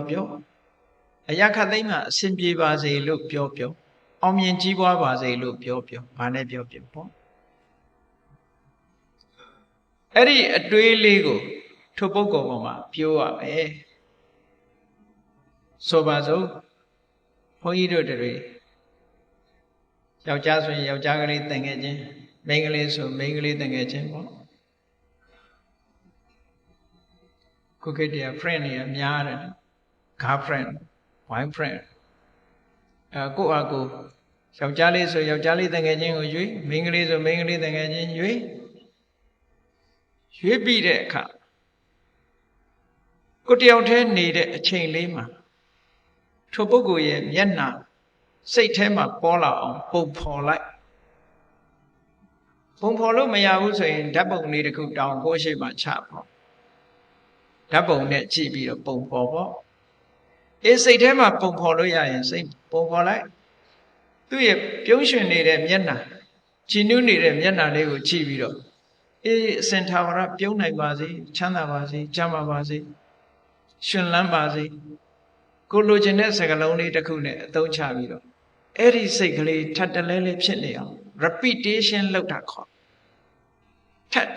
ထပ်ပြီးတော့ဖြစ်တခါတည်းမဟုတ်ခုခေတ်သချင်းဆိုတဲ့အခါ repeat တွေပေါ်တယ်မဟုတ်လားထပ်ကြော့နေတာလေအဲ့တော့မေတ္တာကြော့နေရဘယ်နဲ့ပြန်ကြော့ရမလို့ဆိုရင်အေးတဏှာဤလုံးရင်တဏှာဤလုံးကြော့နေရမှာပဲအဲ့ဒါလို့ဓာများသွေးတဲ့အခါမှာကြောက်နေဒီလိုပုတ်နေတယ်လို့ပဲဒီချမ်းသာပါစေဆိုတဲ့စိတ်ကလေးနဲ့ခုနကဣယပုဂ္ဂိုလ်နဲ့ပုတ်ပေးနေရအဲ့ဒါလေ့ကျင့်နေတာလို့ခေါ်အဲ့ဒါလို့ပုတ်ပေးနေလိုက်တဲ့အခါမှာဘယ်လိုအနေထားထီအောင်ရောက်လာတယ်လဲလို့ဆိုရင်ဘယ်နေရာသွားဒီပုဂ္ဂိုလ်ရဲ့မျက်နှာပဲမြင်နေတယ်မျက်စိတွေကဒီပုဂ္ဂိုလ်မျက်နှာမထွက်အိပ်မပြောသေးခင်သူ့မျက်နှာပဲမြင်နေတယ်တခြားအသိမမြင်ဘူးစိတ်ကအဲ့ဒီပေါ်မှာပဲစိတ်ဟာငြိမ်ကြလာပေါ့အဲ့ဒါလို့ငြိမ်ကြလာတဲ့အပေါ်မှာမေတ္တာစိတ်ကလေးနဲ့ထပ်ပြီးတော့ပုတ်ပေးနေလို့ရှိရင်နောက်ဆုံးမှာတမာရီတွေစွမ်းအားတွေကောင်းလာလို့ရှိရင်ဇန်တောင်ရလာအေးဗမာတွေကဇန်ဆိုရင်ကောင်းကင်ပြန်တာကြီးပဲအောင်းမေ့ဒါကောင်းကင်ပြန်တာကိုပြောတာမဟုတ်ဘူးဇန်ရတယ်ဆိုတာအဲ့ဒီအာယုံလေးပေါ်ကိုအမြဲတမ်းစူးစိုက်ပြီးတော့နေနိုင်တဲ့စွမ်းအားတတ္တိလေးရလာတာကိုပြောတာနော်ပထမဇန်ဆိုတဲ့စွမ်းရည်တတ္တိကိုလိုချင်တဲ့အချိန်လေးရလာမယ်ဇန်ဆိုတာဘာကိုပြောတာလဲလို့ဆိုရင်ခုနကတငယ်ချင်းရဲ့မျက်နှာပေါ်မှာစိတ်ကလေးအမြဲရောက်နေအောင်ပို့ပေးနေတဲ့ဝိတက်လို့ခေါ်တဲ့သဘောတရား initial application နဲ့အဲ့ဒီပေါ်မှာထိုမျက်နှာကလေးပေါ်မှာရင်ဝဲနေတဲ့စိတ်ခွာလို့မရတော့တဲ့အနေအထားမျိုးဖြစ်နေတဲ့ sustain application ဆိုတဲ့ဝိสารဝိတက်တဲ့ဝိสาร ခုခေတ်တော့နော်ပါလဲဖာတလိုက်စာကိုလည်းဝိစာရလို့ခေါ်တာရှိသေးတယ်အဲ့ဒါနဲ့တော့မရောနဲ့နော်ဝိတက်တဲ့ဝိစာရတဲ့ဝိတက်ဆိုတာအာယုံပေါ်စိတ်ကလေးကိုပုတ်တင်ပေးနေတာဝိစာရဆိုတာအာယုံလေးနဲ့စိတ်နဲ့ကွာမတော့အောင်လှုပ်ဆောင်ပေးနေတဲ့သဘောအဲ့ဒီအာယုံလေးနဲ့စိတ်ကျေနပ်နေတာပီတိစိတ်ကျေနပ်တယ်လို့စိတ်ထဲမှာငြိမ်းချမ်းနေတာဒုက္ခအဲ့ဒီအာယုံလေးကိုစိတ်ကခွာလို့မရတာကဧကဂတအဲ့ဒီ၅ခုဟာဟန်ချက်ညင်ကြီးအလုံးလုံးနေပြီဆိုလို့ရှိရင်ပထမဇန်လို့ခေါ်တယ်ပထမဇန်ရပေါ့တကယ်ကြီးရဲ့မျက်နှာလေးပေါ်မှာအလုံးလုံးနေချမ်းသာပါစေရှင်လန်းပါစေကျမ်းမာပါစေဆိုတဲ့စိတ်ဓာတ်ကလေးပွားပြီးတော့အလုံးလုံးအဲ့ဒီအလုံးလုံးနေလို့ရှိရင်ခုနကအင်္ဂါရက်တွေပြည့်စုံလိုက်ပထမဇန်ပဲဒီတဲ့စွမ်းအားမြင့်လိုက်တဲ့အခါကျတော့တွေးနေเสียမလိုဘူးဝိတက်ဆိုတာမလိုတော့ပဲနဲ့အာယုန်လေးကခွာလို့မရတာရဲ့ကျေနပ်နေတာရဲ့နော်စိတ်ထဲကချမ်းမြေ့နေတာရဲ့တည်ငြိမ်နေတာရဲ့ဒီသဘောလေး၄မျိုးလေးနဲ့ဖွဲ့စည်းလိုက်တာကြတော့ဒုတိယဇန်အဆင့်လို့ခေါ်တယ်နောက်တစ်ခါဒီတဲ့တမာတိစွမ်းအားတွေမြင့်လိုက်တဲ့အခါကျတော့အာယုန်မှာဒီအာယုန်လေးနဲ့စိတ်လေးနဲ့တွေ့ကပ်နေအောင်လုပ်ပေးเสียမလိုတော့ပဲနဲ့ထိုအာယုန်လေးပေါ်မှာဂျဉ်တ်နေတာရဲ့နှစ်သက်နေတာရဲ့တည်ငြိမ်နေတာရဲ့ဒီအခြေအနေ၃ရပ်ကလေးနဲ့ထိုအာယုန်ပေါ်မှာယက်တည်နေလို့ရှင်တတိယဇန်လို့ခေါ်တယ်။ဩမေတ္တာပွားတဲ့ပုဂ္ဂိုလ်ဟာအဲ့ဒီလိုဇန်၃ဆင့်ထိအောင်ရနိုင်တယ်။အဲ့ဒီဇန်၃ဆင့်ရသွားမှစေတောဝိမု ക്തി လို့ခေါ်တယ်။စိတ်လေးဟာဗျာပါဒကလွတ်သွားပြီတဲ့။ဒေါသတွေကလုံးဝလွတ်နေတဲ့စိတ်တဲ့အဲ့ဒီချိန်စေတောဝိမု ക്തി ဆိုတာပို့ပြီးတော့ဒီလုံးဝလွတ်မြောက်လာတဲ့အနေအထားတစ်ခုရောက်လာအောင်လေ့ကျင့်ယူထားတဲ့မေတ္တာကိုပြောတာတာမန်မေတ္တာကိုမေတ္တာလို့ပဲသုံးတယ်စေတောဝိမု ക്തി ဆိုတဲ့စကားလုံးလေးထည့်သုံးလိုက်လို့ရှိရင်ထိုမေတ္တာသည်ဇံအခြေအနေထိအောင်ရောက်နေတဲ့မေတ္တာမျိုးလို့ဒီလိုပြောတာကဲကောင်းပြီပိယပုဂ္ဂလလို့ခေါ်တဲ့ကိုချစ်ခင်နဲ့ယဉ်နေတဲ့မိတ်ဆွေနဲ့လေ့ကျင့်လိုက်လို့အောင်မြင်သွားတဲ့မေတ္တာလေးကိုဒီတိုင်းမထားနဲ့အောင်မေတ္တာကိုဖြန့်ကျက်ကြည့်အောင်ထိုမေတ္တာလေးကို transfer လုပ်အောင်ဘယ်သူ့ပေါ် transfer လုပ်မလဲဆိုချစ်လည်းမချစ်မုန်းလည်းမမုန်းနဲ့ကိုမသိတဲ့ပုဂ္ဂိုလ်ပေါ်မှာပြောင်းကြည့်လိုက်လို့ရှိရင်ဒီမေတ္တာသဘောတရားလေးဟာယော့ကျမသွားဘူးကိုချစ်ခင်တဲ့ပုဂ္ဂိုလ်ပေါ်မှာထားတဲ့စိတ်အခြေအနေဟာမုန်းလည်းမမုန်းချစ်လည်းမချစ်တဲ့ပုဂ္ဂိုလ်ပေါ်မှာသွားထားလိုက်လို့အခြေအနေပြောင်းလဲသွားတယ်ဆိုလို့ရှိရင်ပြန်လေ့ကျင့်ဒီမှာပြန်လေ့ကျင့်ပြောင်းလဲမသွားဘူးဆိုလို့ရှိရင်ဒါဒုတိယအဆင့်အနေနဲ့အဆင်ပြေသွားပြီကဲနောက်တစ်ခါပုဂ္ဂိုလ်2ယောက်ပြောင်းလိုက်ပြီနော်ပထမပိယပုဂ္ဂလဒုတိယမစ္ဆတအလယ်အလတ်ပုဂ္ဂိုလ်ပေါ်မှာပြောင်းကြည့်လို့အခြေအနေမပြောင်းဘူးဆိုရင်နောက်တစ်ယောက်ပေါ်မှာပြောင်းကြည့်အဲ့ဒီပုဂ္ဂိုလ်ကကိုယ်နဲ့မတည့်မုံတီးတဲ့ကိုယ့်ရဲ့ယန္တုလို့ဆိုတဲ့ပုဂ္ဂိုလ်ပေါ်မှာပြောင်းကြည့်လိုက်လို့ဒေါသလေးဖြစ်လာလို့ရှိရင်အေးမေတ္တာမကြန့်ခိုင်သေးဘူးပြန်ပြီးတော့လေ့ကျင့်အောင်ကိုမေတ္တာပြန်လေ့ကျင့်ပြီးတဲ့ခါပြန်စမ်းသပ်ကြည့်လိုက်အာယုံပြောင်းပြီးတော့ကိုယ်နဲ့မတည့်တဲ့လူပေါ်မှာမေတ္တာထားကြည့်ထားလို့ရသွားပြီဆိုလို့ရှိရင်တော့ဒီမေတ္တာဟာတော်တော်ခိုင်မာသွားပြီလို့ပြောဒါစမ်းသပ်တဲ့နည်းအဲ့လိုလုပ်ပြီးတော့တလောကလုံးမှာရှိတဲ့တတ္တဝါတွေပေါ်မှာမေတ္တာထားနိုင်အောင်ကြိုးစားနောက်ဆုံးမှာလူ၄ယောက်ကြည့်လိုက်နံပါတ်1ကကိုယ်တိုင်မိမိကိုယ်တိုင်နံပါတ်2ကကိုချစ်ခင်တဲ့ပုဂ္ဂိုလ်နံပါတ်3ကချစ်လည်းမချစ်မုန်းလည်းမမုန်းတဲ့တာမန်ပုဂ္ဂိုလ်နံပါတ်4ကယန္တုအဲ့ဒီပုဂ္ဂိုလ်၄ယောက်ထိုပုဂ္ဂိုလ်၄ယောက်သည်အပိုင်းအခြားတွေလူဆိုတာကိုကိုပိုချစ်တတ်တယ်နော်ကိုပိုချစ်တတ်တယ်အဲ့ဒီ၄ယောက်ကိုယန္တုလို့လည်းမမြင်တော့ကိုလို့လည်းမမြင်တော့ဘူးကိုမိတ်ဆွေလို့လည်းမမြင်တော့ဘူးဟုတ်လား ကိုနဲ့မသိတဲ့ပုဂ္ဂိုလ်လို့လည်းမမြင်တော့ဘူးကိုရန်သူလို့လည်းမမြင်တော့ဘူးအားလုံးဒီ၄ယောက်စလုံးဟာတစ်မျိုးတည်းတစ်ခုတည်းမြင်သွားပြီဆိုလို့ရှိရင်ဒီလူရဲ့မေတ္တာဟာအစွမ်းထက်ဆုံးအဆင့်ရောက်သွားပြီပေါ့အဲ့ဒါကိုဥပမာလေးတစ်ခုပေးထားတယ်နော်ဒီပုဂ္ဂိုလ်၄ယောက်ကိုဆိုပါစို့ရှင်းတော့ကလူကိုတတ်ပြီးတော့ရစ်ပူဇော်တဲ့အလေးထားရှိတယ်တောထဲမှာနေတဲ့ယဟန်တွေဒီလိုပဲရစ်ပူဇော်တာခံလိုက်ရတာမျိုးတွေရှိတယ်အဲ့ဒီမှာလာပြီးတော့တောင်းမယ်ရစ်ပူဇော်ဖို့အတွက်တယောက်လိုက်ခဲ့ပါတယောက်လိုက်ခဲ့ပါဆိုလို့ရှိရင်အဲ့မှာနေနေတာကမိမိကိုယ်တိုင်ရဲ့ကိုယ်မိတ်ဆွေရဲ့တာမန်ပုဂ္ဂိုလ်တယောက်ရဲ့ကိုယ်နဲ့မတည့်တဲ့ပုဂ္ဂိုလ်တယောက်၄ယောက်ရှိတယ်အဲ့၄ယောက်ထဲကနေဘယ်သူပေးမလဲဘုန်းကြီးတို့စဉ်းစားကြည့်ကြတယောက်ယောက်တော့လိုက်ရမှာဘယ်သူပေးမလဲကိုယ်စိတ်ထဲဘယ်သူပေးမလဲဟောသူတို့၃ယောက်တော့နေပါစေငါပဲအနစ်နာခံလိုက်ပါမယ်ဆိုရင်ကိုယ့်ကိုယ်ပေါ်မှာမေတ္တာပြတ်တယ်ရောက်တယ်ဟောသူ့မေတ္တာမဟုတ်သေးဘူးမမျှတာဘူးလို့ပြောအဲ့လိုမဟုတ်ဘဲနဲ့ငါနဲ့မတည့်တဲ့ကောင်လိုက်သွားဆိုလို့ရှိရင်ဟာရန်သူပေါ်မှာအမုန်းစိတ်မပြောင်းသေးတာပဲအဲ့ဒီ၄ယောက်စလုံးကိုတယောက်မှမပေးနိုင်ဘူးအားလုံးဟာတူတူပဲဖြစ်နေတယ်ဘယ်သူကမှရွေးလို့မရတော့ဘူးဆိုလို့ရှိရင်အဲ့ဒီမေတ္တာဟာကန့်တတ်ချက်တွေကြော်ဖြတ်သွားတဲ့အမြဲတမ်းခိုင်မာတဲ့မေတ္တာတရားဖြစ်သွားပြီလို့ဒီလိုဆိုအဲ့ဒါလိုလေ့ကျင့်ပြီးတဲ့အခါတလောကလုံးမှာရှိတဲ့တ attva တွေပေါ်မှာမေတ္တာတရားကိုဖြန့်ကျက်ပြီးတော့နေမယ်ဆိုလို့ရှိရင်ဒေါသဆိုတာလုံးဝလာလို့မရတော့ဘူးတဲ့နောက်ဆုံးမှာထိုမေတ္တာကိုအခြေခံပြီးတဲ့အခါမှာဘာလို့ထိုမေတ္တာစိတ်ဓာတ်မှာပါတဲ့တဘာဝတရားတွေကိုရှုမှတ်ဆင်ခြင်ပွားများအထောက်လိုက်ထိုမေတ္တာနဲ့ရှင်ပြီးတော့ဖြစ်ပေါ်လာတဲ့စိတ်အခြေအနေတွေကနန္တရားထိုမေတ္တာရဲ့တရားနှလုံးသားကရုပ်တရားဟောရုပ်နဲ့နာနဲ့ဒီနှမျိုးရှိတယ်ဆိုတာကိုသဘောပေါက်လာလို့ရှိရင်ဒါဝိပဿနာလမ်းကြောင်းပဲစဝင်လာတာပဲ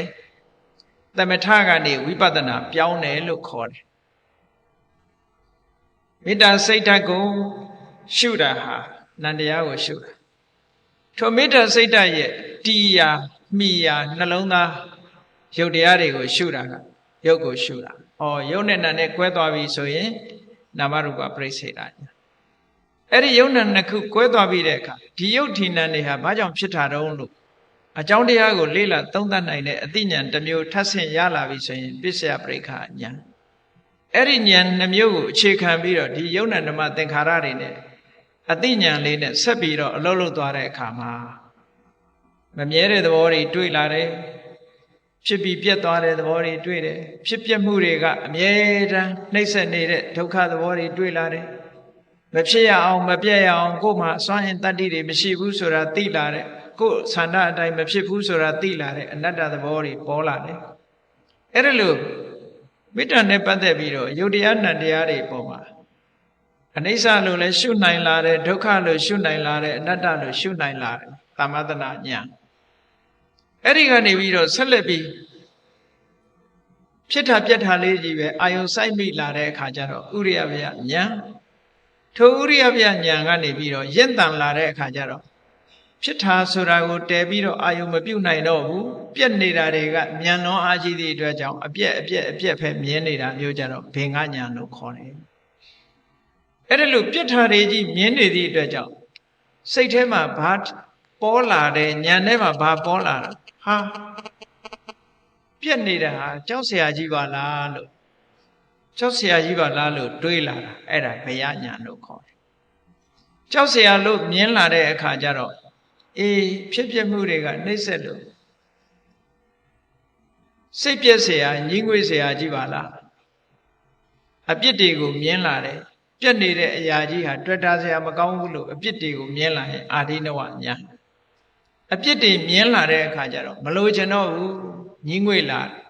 စွန့်လွတ်ချင်လာညှင်းငွေလာတယ်နေဗိဒညာညှင်းငွေလာတဲ့အခါကျတော့လွတ်ချင်လာတယ်ဒါတွေကိုလွတ်ချင်လာတယ်မလိုချင်တော့ဘူးမောစိတုကမြတညာအဲ့ဒီကနေပြီးတော့ လွတ်ဖို့ရအတွက်လွတ်ရလွတ်ကြောင်းကိုပြန်လီပြီးတော့ဆင်ញင်စဉ်းစားတာကြတော့ပဋိသင်္ခာဉာဏ်ပြန်ဒီစဉ်းစားခြင်းကနေပြီးတော့သင်္ခါရတရားတွေရဲ့သဘာဝအပေါ်မှာနေသားတကျဖြစ်သွားပြီးတော့စိတ်လှုပ်ရှားမှုတွေနည်းသွားပြီးတည်ငြိမ်မှုတွေအသိဉာဏ်တွေကလွှမ်းမိုးလာပြီဆိုရင်သင်္ခါရုပ္ပခဉာဏ်လို့ခေါ်တယ်။အဲ့ဒီသင်္ခါရုပ္ပခဉာဏ်ရင့်တန်သွားပြီဆိုလို့ရှိရင်ဟောဒီဗျာပါဒဆိုတဲ့သဘာဝတရားကိုအစဉ်စဉ်ပယ်ရှားသွားနိုင်တဲ့သောတပတ္တိမေသောတပတ္တိဖို့သဂရဂါမိမေသဂရဂါမိဖို့အနာဂါမိမေဆိုတာလဲပေါ်လိုက်ရောဒေါသဆိုတာဘယ်တော့မှပြန်မလာတဲ့လမ်းရောက်သွားအမုန်းတရားဆိုတာနှလုံးသားထဲမှာလက်ကြံမရှိတော့အနာဂံဖြစ်သွားပြီဆိုရင်အမုန်းတရားလက်ကြံမရှိတော့ဘူးတဲ့မေတ္တာပွားလို့ရှိရင်အမုန်းတရားဟာပြန်ထလာနိုင်သေးတယ်အခုခေတ်ယောဂစစ်တယ်လို့စစ်ကြည့်လို့ရှိရင် positive ဖြစ်နေအောင်မယ်နော် positive ဖြစ်လိမ့်မယ်နှလုံးသားထဲမှာအမုန်းရှိသေးသလားလို့ဆေးစစ်တယ်လို့စစ်ကြည့်ရင် positive တွေးလိမ့်မယ်အနာဂါမိမဲ့ရသွားတာနဲ့တပြိုင်နက် negative ဖြစ်သွားပြီလုံးဝမရှိတော့အဲ့ဒါကြတော့ဒေါသဆိုတဲ့စိတ်ရဲ့လှုပ်ရှားမှုစိတ်ရဲ့ပူပန်စေတတ်တဲ့သဘာဝတရားကနေပြီးတော့လုံးဝထွက်ပေါက်မေတ္တာတရားမေတ္တာတရားကိုအခြေခံတဲ့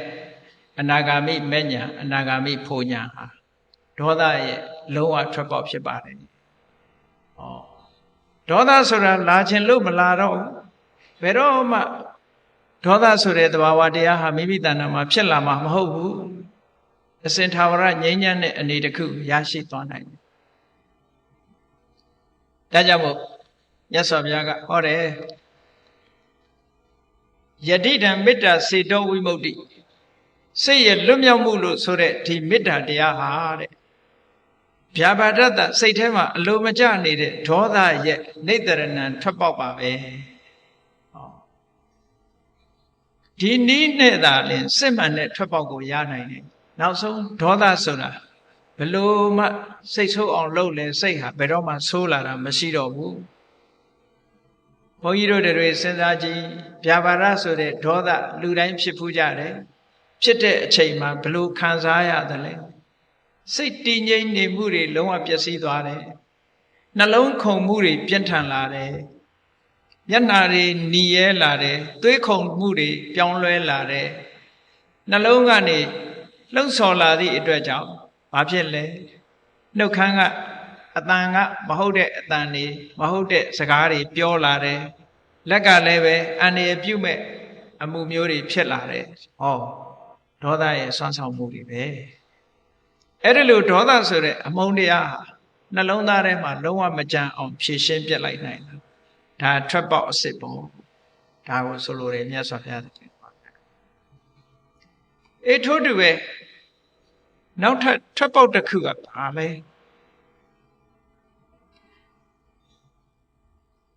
နောက်ထပ်ထွက်ပေါက်တစ်ခုရှာရအောင်မယ်လူတွေမှာတခါတရံကြတော့ဒေါသတယ်မကဘူးဆိုပါစို့စိတ်ဆိုးတယ်ဆိုတာရိုးစိတ်ဆိုးကြတာပဲလေကိုယ်အလိုမကျရင်မိဘကသားသမီးကိုစိတ်ဆိုးတယ်နော်တကယ်ချင်းချင်းစိတ်ဆိုးကြတယ်အဲ့ဒီလိုစိတ်ဆိုးတယ်ဆိုတဲ့ထဲမှာသတ်ချင်ဖြတ်ချင်တာဆိုတာပါလားမပါဘူးနော်မိဘကသားသမီးကိုစိတ်ဆိုးတယ်ဆိုတဲ့နေရာမှာဒီကောင်သေအောင်လုပ်မယ်ဆိုရင်စိတ်ပါရလားမပါဘူးနော်အေးအဲ့ဒီစိတ်ဓာတ်မျိုးပါလာပြီဆိုလို့ရှိရင်သူ့ကိုဘာခေါ်လဲဆိုတော့ဝိဟေတာလို့ခေါ်တယ်ရက်ဆက်လာရက်ဆက်မှုညှဉ်းပန်းနှိပ်စက်မှုဆိုတဲ့သဘောတရားစိတ်ဓာတ်ထဲမှာဖြစ်ပေါ်လာတတ်တယ်တဲ့ဘုန်းကြီးတို့တွေဒေါသကိုမထိန်တဲ့အခါမှာညှဉ်းပန်းနှိပ်စက်လိုမှုဆိုတဲ့ဝိဟိတာတရားစိတ်ဓာတ်ထဲမှာပေါ်လာပြီအဲ့ဒါလို့ပေါ်လာလို့ရှိရင်စိတ်ကိုထွက်ပေါက်ဟာဘာနဲ့လောက်ရမလဲလို့ဆိုရင်ကရုဏာတရားကိုပွားရမယ်တဲ့ကရုဏာဆိုတာကြည့်သူများကိုညှဉ်းဆဲလိုမှုရက်စက်လိုမှုဆိုတဲ့ cruelty ဆိုတာနဲ့ဆန့်ကျင်ပဲဖြစ်တယ်ဒါကြောင့်မို့ကရုဏာတရားကိုပွားပြီးဆိုလို့ရှိရင်လောကမှာအစင်မပြေတဲ့ပုဂ္ဂိုလ်တွေတနာစရာကောင်းတဲ့ပုဂ္ဂိုလ်တွေဆိုပါစို့ ယောဂဖြစ်လို့ဒုက္ခဝေဒနာခံစားနေရတဲ့ပုဂ္ဂိုလ်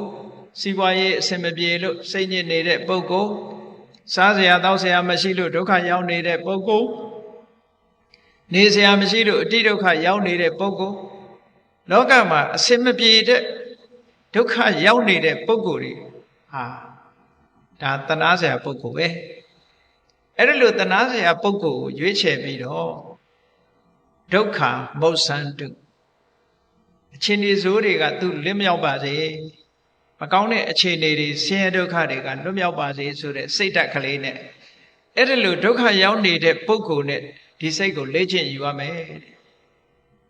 လေ့ကျင့်လို့ရှိရင်ခုနကမေတ္တာလေ့ကျင့်တယ်လို့လေ့ကျင့်လို့အောင်မြင်လာပြီဆိုလို့ရှိရင်ခုနကဝိဟိတာဆိုတဲ့တရားညှင်းဆဲလုံမှုရက်ဆက်တယ်ဆိုတဲ့သဘောတရားသူ့တဏ္ဍာမှာလုံးဝမရှိတော့အောင်လွတ်မြောက်သွားနိုင်ပါတယ်ဒါလည်းထွက်ပေါက်တစ်ခုပဲနောက်တစ်ခုကဘာတော့ဆိုရင်လောကလူတွေဟာ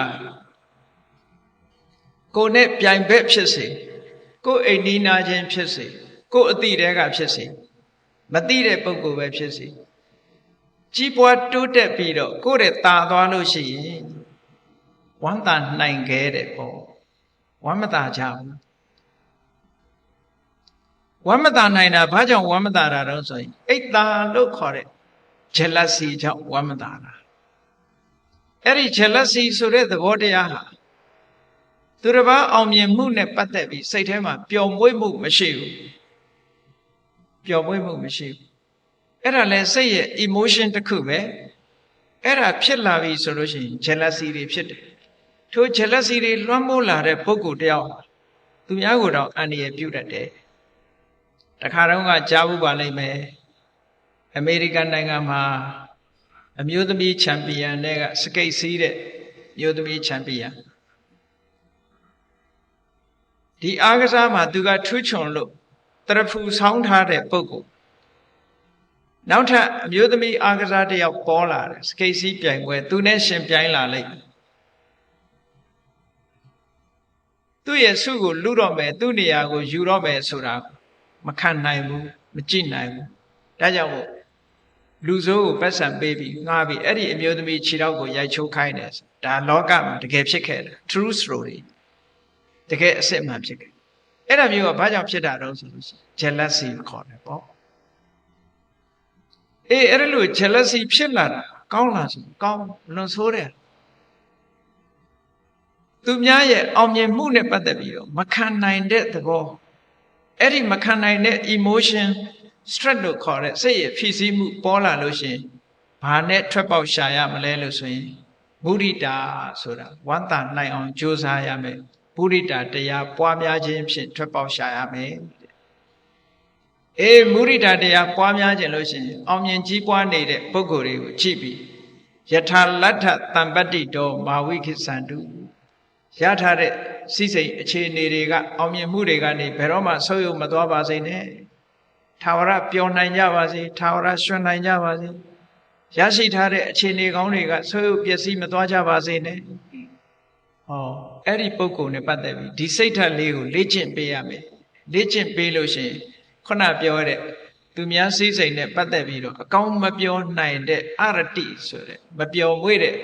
စိတ်ရဲ့ဆန့်ကျင်နေတဲ့သဘောတရားတစ်ခုရဲ့ထွက်ပေါက်ရသွားမှာဖြစ်ပါတယ်ဒါမုဒိတာထွက်ပေါက်နောက်တစ်ခုကဘာလဲလို့ဆိုလို့ရှိရင်လူတွေမှာချစ်ချင်းမုန်းချင်းဆိုတာရှိတယ်ချစ်ရင်ချစ်မယ်မချစ်ရင်မုန်းမယ်ချစ်ချင်းမုန်းချင်းဆိုတာအစွန်းနှစ်ခုပဲစိတ်ဓာတ်မှာ balance မဖြစ်လို့အစွန်းနှစ်ခုရောက်နေတဲ့စိတ်ဓာတ်အဲ့ဒီအစွန်းထွက်နေတဲ့စိတ်ဓာတ်ကလွတ်မြောက်ခြင်းလို့ရှိရင်ဘာလုပ်ရမလဲဆိုရင်ဥပိ္ပခာပွားနိုင်ရမယ်ဥပိ္ပခာဆိုတာဘယ်လိုပွားတာလဲသဗ္ဗေတတ္တကမ္မတကတတ္တဝါဆိုတာသူကံနဲ့သူလာတာစဉ်းစားပြီးတော့ချစ်ချင်းကိုလည်းရှော့မယ်မုန်းချင်းကိုလည်းရှော့ချစ်ချင်းမုန်းချင်းထိုနှမျိုးလုံးမပါဘဲနဲ့တည်ငြိမ်တဲ့သဘာဝတရားတစ်ခုကိုဥပိ္ပခာလို့ခေါ်တယ်ဒီကနေ့အရာထဲမှာတော့ဥပိ္ပခာဆိုတာကိုမတဲ့လို့မခေါ်တဲ့ပုဂ္ဂိုလ်ဥပိ္ပခာလို့ဥပိ္ပခာရှုတယ်လို့ပြောနေကြတယ်အဲ့ဒီအဓိပ္ပာယ်မဟုတ်ဘူးဥပိ္ပခာကအလွန်မွန်မြတ်တယ်ချစ်ချင်းမုန်းချင်းဆိုတဲ့အစွန်းဘက်ကို မရှိစေပဲနဲ့တိမှတ်တည်ငြိမ်တဲ့သဘောထားဒါကြောင့်မို့လို့ equanimity လို့အင်္ဂလိပ်လိုပြန် equanimity ဆိုတာစိတ်ရဲ့တည်ငြိမ်မှုပဲအဲ့ဒီတည်ငြိမ်မှုကစိတ်မတည်ငြိမ်တဲ့ emotion လို့ဆိုတဲ့ရာဂတို့ဒေါသတို့ရဲ့ထွက်ပေါက်ပဲရာဂရဲ့ထွက်ပေါက်ဒါကြောင့်မို့မြတ်စွာဘုရားကဥပိ္ပခာဆိုတဲ့စေတောဝိမု ക്തി ဟာရာဂရဲ့ထွက်ပေါက်ပါဟောဒီလိုဟောထားတာရှိတယ်ဒါကြောင့်မို့အဲ့ဒါကိုလည်းပဲလေ့ကျင့်ပွားများခြင်းဖြင့်မိမိတို့ရဲ့မှန်ကန်တဲ့ထွက်ပေါက်တစ်ခုကိုရရှိနိုင်တာဖြစ်တယ်နောက်တစ်ခုကတော့ဝိပဿနာကျင့်စဉ်နဲ့ပတ်သက်လာတယ်ဘုန်းကြီးတို့တွေမှာအရာခတ်သိမ်းကိုကြည်လိုက်တာနဲ့တပြိုင်နက်ကိုပဲဖြစ်စေကိုယ့်ရဲ့ပတ်ဝန်းကျင်ကိုပဲဖြစ်စေနိစ္စထာဝရလို့ထင်နေကြတယ်ရဲတယ်ဆိုတဲ့အတွေးကြီးတွေရှိနေကြတယ်ဝိပဿနာတရားကိုကျင့်ကြံကြိုးကိုအထုတ်လိုက်ပြီဆိုလို့ရှိရင်စက္ကန့်မလတ်ပြောင်းလဲနေတဲ့သဘောတရားတွေ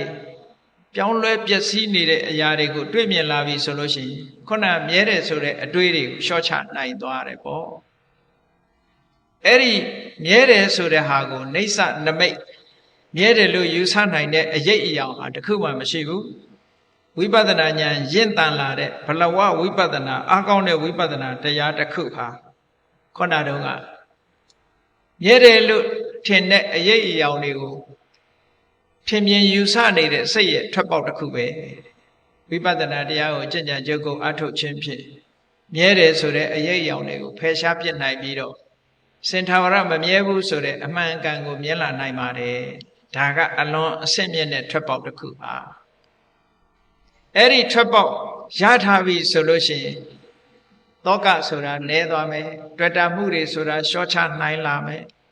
ဒီလိုနောက်ဆုံးထွက်ပေါက်တစ်ခုကတော့ဘာလဲလို့ဆိုလို့ရှိရင်ငါဆိုတဲ့မာနပဲလောကမှာဒီမာနဆိုတာလေးကကျမ်းနေတာမာနဆိုတာကိုယ့်ရဲ့အည်အသွေးပေါ်မှာအခြေစိုက်ထားပြီးတော့ဖြစ်ပေါ်နေတဲ့သဘောတရားတစ်ခုကိုယ့်ရဲ့အည်အချင်းကိုအခြေစိုက်ပြီးတော့ဖြစ်ပေါ်ထားတာဒါကိုစာပေကအတ္တမိမာနလို့ပြောတယ်မာနဆိုတာဟာသူများတဲ့ตาတယ်လို့ပြောမှမာနမဟုတ်ဘူးကိုယ်စိတ်ထဲမှာကိုဟာကတော့ဆိုပါစို့လူတွေမှာဖြစ်တတ်တယ်လေဆိုပါစို့အဘိဓမ္မာတရားဟောလို့ရှင်ငါနားမလဲပါဘူးကွာနားလိုက်နိုင်မှာမဟုတ်ပါဘူးတို့နဲ့မမှီပါဘူးလို့အဲ့ဒါလို့တွေးတာလဲမာနပဲနှိမ့်ချတဲ့မာနပဲဟေးဒါလေးကတော့ငါအတွက်လွယ်လွယ်လေးပဲလို့သွားတွေးလို့ရှင်လေဒါလည်းသူ့အရေးချင်းပေါ်တွေးတာဖြစ်တဲ့အတွက်ကြောင့်ဒါလည်းမာနပဲ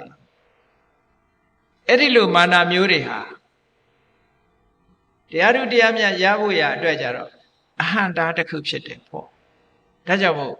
အဲ့ဒီအဟံတာဆိုတဲ့ကိုယ့်ရဲ့အည်ချင်းပေါ်မှာအားကိုးပြီးတော့ဖြစ်ပေါ်နေတဲ့အထင်တွေကိုပျောက်သွားဖို့ရအတွက်ကတော့ခုနဝိပဿနာကျင့်စဉ်ကျင့်ပြီးနောက်ဆုံးယဟန္တာပုဂ္ဂိုလ်ဘဝရောက်သွားလို့အရတ္တမေအရတ္တဖို့ရသွားပြီဆိုလို့ရှိရင်တော့ခုနကပြောတဲ့ကိုယ့်ရဲ့အည်အသွေးပေါ်မှာအထင်ရောက်တဲ့မာနတရားဟာလုံးဝရှင်းသွားပါလိမ့်မယ်အဲ့ဒါကမာနတရားရဲ့ထွက်ပေါက်ပါဟောအဲ့ဒါလို့မြတ်စွာဘုရားသခင်ကိုရောမြတ်ကနိတ္တရဏဓာတုတုတ်မှာစိတ်ရဲ့ထွက်ပေါက်များဆိုပြီးတော့ဟောထားတာရှိပါတယ်ဒီထွက်ပေါက်များသည်သာလည်းတကယ်စစ်မှန်တဲ့ထွက်ပေါက်များဖြစ်သည့်အတွက်ကြောင့်ထွက်ပေါက်များဖြစ်တယ်ဒုတရားများဟာလက်တွေ့လေ့လာကျင့်သုံးနိုင်မယ်ဆိုရင်ဒီထွက်ပေါက်တွေဟာကိုယ်တိုင်သိရှိနိုင်တဲ့ထွက်ပေါက်မျိုးတွေဖြစ်တယ်ဒါကြောင့်မို့တရားချစ်ခင်သူတော်စင်ပြိဿအပေါင်းတို့သည်ဘုရားမြတ်စွာဟောကြားတော်မူခဲ့တဲ့စိတ်ရဲ့ထွက်ပေါက်များကိုလက်တွေ့ချအသုံးချပြီးတော့မိမိတို့ရဲ့စိတ်ထဲမှာအကျဉ်းကျတွေ့လာတဲ့ဒေါသဆိုတဲ့ emotion တွေနော်ဝိဟိတဆိုတဲ့ emotion တွေအရတိမပြောင်းမွေ့နိုင်တဲ့ emotion တွေရာဂဆိုတဲ့တတ်မဲ့တဲ့ emotion တွေသင်္ခါရတရားတွေနဲ့ပတ်သက်ပြီးတော့မြဲတယ်ဆိုတဲ့အထင်နမိတ်တွေကိုထင်းနေတဲ့အည်အသွေးပေါ်မှာအခြေပြုပြီးတော့ထားတဲ့မာနတွေအဲ့ဒီ emotion တရားတွေရဲ့ထွက်ပေါက်ကိုတကယ်လုံးဝလွတ်မြောက်နိုင်တဲ့ထွက်ပေါက်တွေမေတ္တာတို့ကရုဏာတို့မုဒိတာတို့ဥပိ္ပခာတို့ဝိပဿနာနဲ့အရဟတမေဉာဏ်များတာဖြစ်တယ်လို့ ဘုရားမြတ်စွာဟောကြားတော်မူခဲ့တာဖြစ်ပါတယ်ဒါကြောင့်မို့တရားချက်ခင်သူတော်စင်ပြိဿတို့သည်အစစ်စစ်မိမိတို့တဏ္ဍာမှာလေ့ကျင့်ယူခြင်းဖြင့်အဆိုပါတရားတွေဟာလူတိုင်းနဲ့သက်ဆိုင်ပြီးတော့ရနိုင်တဲ့တရားတွေဖြစ်တဲ့အကြောင်းကိုယ်တိုင်သိရှိနားလည်ပြီးတော့မိမိတို့မှာထွက်ပေါက်ကိုမှန်ကန်တဲ့နိလန်းနဲ့ရအောင်ရှာခြင်းဖြင့်ထာဝရငြိမ့်တဲ့အငြိမ့်တက်ကိုကိုယ်စီကိုယ်ငှမျက်မှောက်ပြုနိုင်ကြပါစေကုန်သတည်း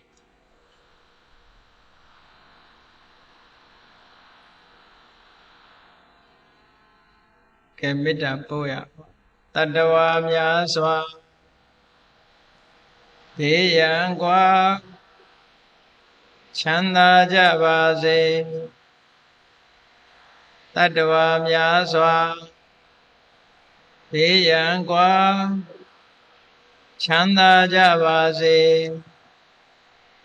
မေတ္တာရေချမ်းသောငါဖြံငြိမ်းချမ်းကြပါစေမေတ္တာရေချမ်းသောငါဖြံငြိမ်းချမ်းကြပါစေသက်ရှိချမ်းသာ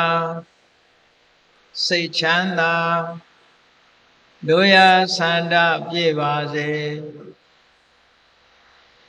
သက်ရှိချမ်းသာစိတ်ချမ်းသာတို့ရဆန္ဒပြည့်ပါစေဖုံလန္တာဒုက္ခပင်ကစားမေတ္တာပုံနေတုသင်္ကမမနောတရတိတဗေတံဘဝယံတုဒုက္ခန္တကမေတ္တာပုံနေတုသင်္ကမစုပေါင်းပို့အပ်မေတ္တာတဟုရောင်ပြူပါဝင်းငွေလမင်းနှင့်ရောင်ခြင်းရှက်ယုံပေါင်းဆောင်ရခြင်းကြောင့်တဗေတံကျွမ်းမဲ့ဥတုံလုံးစုံများစွာတတ္တဝါတို့၏မနောတရတိမြင့်မြတ်ဖြူစင်အေးကြည်လင်းသည့်ရေစဉ်ပြည်တင်းစိတ်နှလုံးတည်ဟုသောရေအိုင်ကြီးအတွင်း၌ဒုက္ခပင်ကစားအစင်ထာဝရအေးမြကြည်သာတာယာပွင့်လန်းချမ်းသာဒုက္ခတည်ဟုသောကုမုဒ္ဒရာကြာပန်တို့သည်ဟောလန္တဝန္တာရွှင်မြူဝမုံလူလျက်ကြည်နုဝဲကြုံဖူးပွင့်ကြကုန်သည်ဖြစ်၍ဒုက္ခန္တကလေအောက်လေတဲ့ရောရှက်သင်ပြန့်ပိတိတိဟုသောယနန်တို့သည်ဘဝယံတုကောင်းစွာမဲ့သွေကြိုင်းလိုက်၍နေကြပါစေကုန်သတည်း